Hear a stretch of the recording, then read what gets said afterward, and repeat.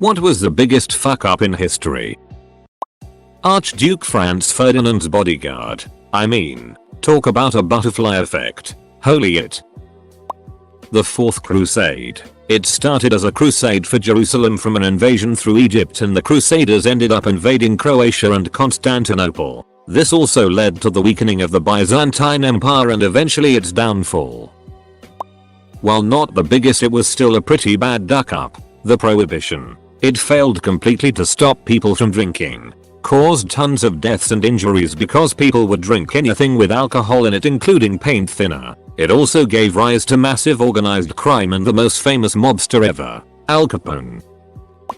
Operation Cottage 1943. US and Canada landed on the island of Kiska, which had been occupied by Japanese forces. They successfully took control over the island. Though 32 soldiers lost their lives, 50 soldiers were wounded and 191 soldiers went missing. The duck up. The Japanese weren't there. They had secretly left the island 2 weeks prior to the assault. Outside of political moves, probably the time Western Union told Alexander Graham Bell to duck off with his toy, the telephone. They offered the patent to WU for $100k, $2M today. And 2 years later Wu's president regretted it, saying if he could buy it for $25 million, $550M today, it would be a bargain. Bell went on to start what would be American Telephone and Telegraph, AT&T. Cast your minds back to World War I. The Allies had no good ideas on how to make machine gun bullets go through spinning propellers for their fighter planes. The running method was to mount the guns on top of the wings, where they would be hard to aim and harder to operate. Then one night, a German pilot was flying along in his Interpreter gear-equipped fighter, but got lost in the bad weather. Eventually, he saw an airfield and landed, safe and sound. Unfortunately for him, it was an Allied airfield, and the West had just captured the all-important Interpreter gear. The execution of Genghis Khan's envoy by the Shah of Khwarezm, Persia or modern-day Iran. More or less, Genghis Khan legitimately wanted to trade with them in order to fund his war with China. Instead, the Shah decides to insult the smelly Mongol and kill his representative. This, of course, infuriated the Great Khan, leading to the Mongol invasion of first Khwarezm and then the rest of the Middle East, resulting in the complete destruction of his kingdom and devastation of the entire region, millions of deaths and the eventual burning of Baghdad, one of the world's greatest cities and great repositories of knowledge. This legitimately could have changed the course of world history. At the time, the Islamic world was the richest and best educated region of the world. They had the largest cities, the best scientists and artists, and were generally tolerant of other cultures, especially in comparison to Europe at the time. All of that was burned to the ground, because one ruler was a dickhead who didn't want to treat with a smelly Mongol. For more, see. Chernobyl was right up there on the pretty big duck up list. Hey look, it's a boat with some white people on it. I'll go see what they want. I'd have to say the Agent BTZ virus. It was so strong that the Pentagon couldn't defeat it. It was found on a USB stick in a parking lot. In the beginning the universe was created. This has made a lot of people very angry and been widely regarded as a bad move. Douglas Adams. Napoleon's invasion of Russia in 1812. He marched the Grand Army 680,000 soldiers strong into Russia in June, and they retreated in December with only 120,000 survivors. Imagine losing 560,000 men in 5 months. Edit. In the middle 1800s, a South African Xhosa woman, Nonkoyuz, prophesied that her tribe would receive divine powers if they obeyed the spirits of her ancestors by killing all of their cattle and destroying their crops. After realizing that they had destroyed their food source, around 78,000 Xhosa tribe members starved due to the resulting famine. The Japanese failed to deliver their declaration of war before the attack on Pearl Harbor. They had hoped the sudden loss of all the Pacific Fleet's battleships would have been enough of a blow to force a negotiated peace, but the feeling of betrayal instead galvanized Americans like nothing before and saw high school students walking out of class and factory workers walking off the line to go enlist. The US was so incensed the chances of a negotiated peace were killed instantly. Invading Russia in the winter. going in against a Sicilian when death is on the line. The decision to stop bombing British airfields and instead bombing London. If the Germans had continued destroying Allied air bases and other supporting infrastructure, they could have won the Battle of Britain. A lot of Napoleon and Hitler references. What about invading Iraq when there were no WMD, and destabilizing the country and region, resulting in thousands of civilian deaths, and directly giving rise to ISIS-ISIL? The Emu War. I can't link it, I'm on mobile, but it was basically the Australian army fighting the dreaded emu with machine guns and the soldiers couldn't stop the constant emu assault. Like, how do you duck up that much? You're soldiers. In my view, the destruction of both the library in Alexandria by multiple people and the library in Baghdad by Genghis Khan, which destroyed invaluable books and manuscripts before they could be duplicated, many satyr plays, Sophocles' works, possibly the recipe for Greek fire, and more are now permanently gone because empires are greedy for resources. That D-head in America who was trying to date a very old tree by taking a core to count the rings. The wood was too hard for his core tool, so he cut it down, only to find out that the tree was one of, if not the oldest living tree ever seen. More than the tree, which was at least 4,862 years old and possibly more than 5,000, was cut down in 1964 by a graduate student and United States Forest Service personnel for research purposes. 1. The people involved did not know of its world record age before the cutting. See below. But the circumstances and decision-making process remain controversial. Not all the facts are agreed upon by all involved.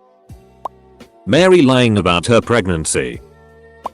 A Confederate courier dropped a copy of General Movement Orders in the war between the states. It was found by a Federal soldier and allowed McClellan to win the Battle of Antietam. I think I'm gonna have to go with the Austro-Hungarian coach driver that ducked up map reading and got his passengers shot, starting World War I and indirectly causing World War II, which caused the Cold War. Introducing rabbits to Australia. Some jackass released a few in 1857 so that he could hunt them for sport. Obviously nobody had the birds and bees, but especially rabbits. Conversation with this guy.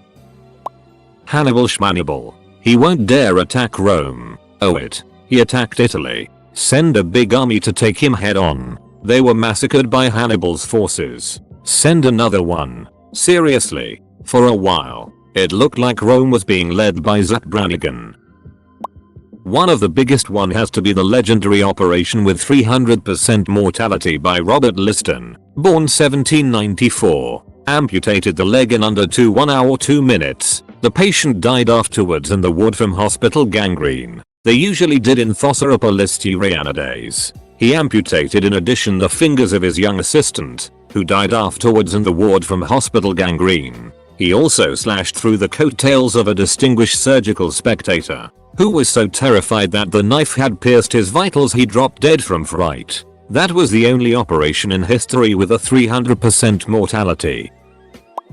Gerald Ratner's joke turned his family's chain jeweler business into a company valued at $840 million plus in 1990, and the largest retailer of jewelry in the world. During a speech for the Institute of Directors he makes a joke about his products. We also do cut glass sherry decanters complete with 6 glasses on a silver plated tray that your butler can serve you drinks on. All for you a cute 4.95. People say, how can you sell this for such a low price? I say, because it's total crap. He also compared their earrings to a prawn sandwich. They're cheaper than a man's prawn sandwich but won't last nearly as long. Lowered the valuation of the group to around $32 million a year later.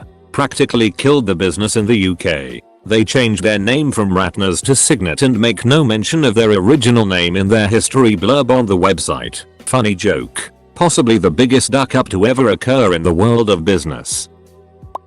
I just learned that the inventor of pop-up ads on the internet thinks he screwed up because it allows tracking of personal information. That was not his intention. Edited to add, I was half listening to the news while redditing. I'm sure I could have gotten the details wrong. My apologies. Anyone have a link?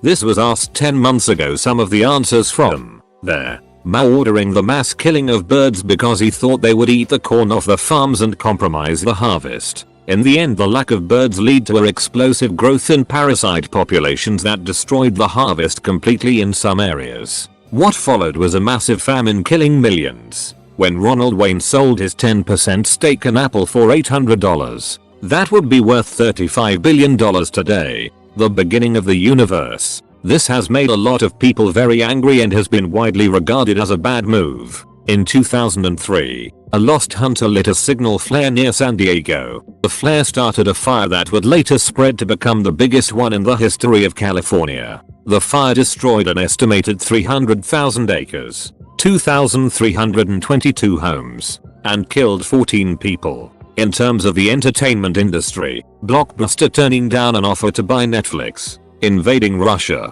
1666 Great Fire of London started by a baker who left a pie in the oven too long. Perhaps the bigger duck up was that most of the buildings were made of wood and built very close together. That grad student who killed the world's oldest tree trying to measure its age. Not accepting Hitler to art school. I always think the fact that the Union Carbide Bhopal disaster is so little known today is atrocious. Given that it may be the biggest duck up in history, it's certainly the world's worst industrial disaster.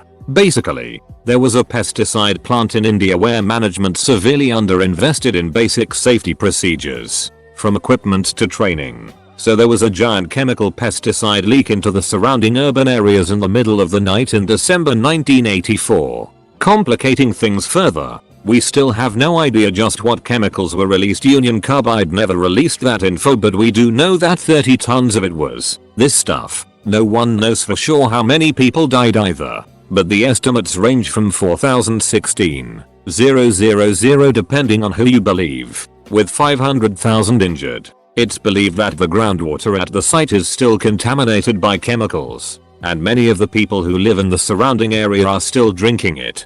For reference, the Chernobyl disaster is estimated to have caused 4,000 deaths when it's all said and done from cancer. I remember first hearing about this a few years ago and being stunned that I'd never heard about it, and angry when I realized the reason was likely that very few people care when thousands of poor people die in India to discuss it 3 decades later, even if it is considered the world's worst industrial disaster. Enzo Ferrari insults a tractor maker, creates his biggest competition. Ferruccio Lamborghini was a simple man born into a family who farmed grapes for a living. His mechanical knowledge and interest eventually lead him to enter the business of making tractors. During World War II, most of Italy's industrial output would be related to war needs, thus neglecting other needs like agricultural equipment. This is why after the war and due to post-war reform initiatives, his tractor manufacturing became very popular and lucrative. So business was doing well for Ferruccio. After some years he even started other companies that manufactured oil heaters and air conditioners. And so he buys a Ferrari. Being that he loves tinkering with cars and Ferrari is a prestigious car brand affordable only to the successful and powerful, he traveled all the way to Maranello to purchase a Ferrari 250 GT. After owning it for some time, he then noticed that it had an inferior clutch that would always break and would force him to bring the car all the way back to Maranello over and over. He brings up the complaint all the way to the owner, Enzo Ferrari, and argued to him that his tractors had better clutches than Ferrari cars. Pride-filled Enzo Ferrari shrugged off his complaint, thinking that a mere farmer had nothing against the prestige and pedigree of his Ferrari cars. This is what pushed Ferruccio Lamborghini into the business of automobiles. If only Enzo Ferrari lowered his pride, his company wouldn't have to deal with what is now a very significant competition. Hitler invading Russia wasn't his great duck up. He probably could have been successful and came very close to reaching Moscow. The greatest duck up in history was his ill-fated decision to postpone the attack. If, in the fall of 1941, he hadn't diverted Army Group Center away from their deep advance toward Moscow to support the stalled advance of Army Group South near Kiev, he would likely have taken the city, dramatically demoralizing and destabilizing the Russian Communist polity and disrupting the mobilization of thousands of distant troops, potentially breaking the Russian will to resist. This was the greatest duck up in history, because it took place as part of the largest and most violent armed conflict in human history. the Eastern Front of World War II. As someone pointed out, Hitler was very close to reaching, not taking Moscow. Whether or not he could have taken it with such stretched supply lines is less certain. Still though, in my opinion the great mistake was the momentum of the attack on Moscow. The diversion to assist AG South in Kiev gave the Russians in Moscow a lot of time to plan, fortify and call in reserves. My point is that the high watermark of Hitler's Wehrmacht could have extended further into Russia, potentially to the capital, displacing the government to practical exile in the hinterland and disrupting the already tempestuous Russian morale at this point in the conflict. Hitler's strength as a commander was the speed of his advances, not his overall strategic vision. It was the latter that lost him the war. The anti-Sparrow Chinese campaign, Wiki extract. The campaign against the four pests was initiated in 1958 as a hygiene campaign by Mao Zedong, who identified the need to exterminate mosquitoes, flies, rats, and sparrows. Sparrows or mainly the Eurasian tree sparrow, 1, 2, also were included on the list because they ate grain seeds, robbing the people of the fruits of their labor. The masses of China were mobilized to eradicate the birds, and citizens took to banging pots and pans or beating drums to scare the birds from landing, forcing them to fly until they fell from the sky in exhaustion. Sparrow nests were torn down, eggs were broken, and nestlings were killed. 1, 3, sparrows and other birds were shot down from the sky, resulting in the near extinction of the birds in China. 4, non-material rewards and recognition were offered to schools, work units and government agencies in accordance with the volume of pests they had killed. By April 1960, Chinese leaders realized that sparrows ate a large amount of insects, as well as grains. 3, 2, rather than being increased, rice yields after the campaign were substantially decreased. 1, 2, Mao ordered the end of the campaign against sparrows, replacing them with bedbugs in the ongoing campaign against the four pests. 3, by this time, however, it was too late. With no sparrows to eat them, locust populations ballooned, swarming the country and compounding the ecological problems already caused by the Great Leap Forward, including widespread deforestation and misuse of poisons and pesticides. 1, ecological imbalance is credited with exacerbating the Great Chinese Famine, in which at least 20 million people died of starvation. 5, 6. The 1917 Halifax explosion. In the morning of the 6th of December 1917, the French cargo ship Mont Blanc was carrying munitions from New York through Halifax, ultimately to go to Bordeaux, France. As it made its way into the Halifax harbor, it made a collision with the Norwegian vessel SS Imo. The Imo was traveling through the harbor at an accelerated rate, having had been delayed earlier in the day. It was attempting to make up for time, despite repeated attempts at advising the Imo to slow down. The captain disregarded them and continued through at high speeds. The Imo would eventually meet its fate as it began towards a head-on collision with the Mont Blanc. At this point, both ships were aware of the potential collision, and both had shut their engines off to prevent significant damage. A force stop wasn't used by the Mont Blanc for fear that doing so may set off its cargo. Eventually the two ships were steered to the point where they had become parallel, the Mont Blanc passing the Imo bow, avoiding a collision. The Imo, for whatever reason, decided to go in reverse, causing its head to swing into the Mont Blanc. Initial damage wasn't severe. The problem though was that barrels of benzol toppled over and began to spill out. As the Imo restarted its engines, it flew out sparks, igniting the benzol vapors. The resulting explosion released an energy equivalent to 2.9 kilotons of TNT, at the time the largest man-made explosion until the development of nuclear weapons. The explosion obliterated all nearby structures, completely destroying the nearby community of Richmond, killing around 2,000 people and resulting in the injuries of another 9,000. It was a blast so powerful that it ended up creating a tsunami, which subsequently wiped out a native population who were living on Tufts Cove. Pieces of the Mont Blanc were scattered, traveling miles away from the initial blast area, its main gun reportedly traveling 3.5 miles north. It was so loud that the explosion was said to be heard over 100 miles away, all because the captain of the Imo was feeling a bit impatient that day. In the 12th century, a monk made a prayer book. Paper was scarce in those days, So instead of shelling out for brand new paper, the monk pulled an old manuscript off the shelf and just wrote it using that. He scraped the ink off, recut, and flipped the pages, and set out writing his book. Later analysis has shown that that worthless manuscript that he practically destroyed was actually a book called The Method by Archimedes. The book, to put it lightly, laid out the basics of calculus and physics more than 1,500 years before Newton and Leibniz. Who knows how advanced we might be these days if that monk hadn't written his book.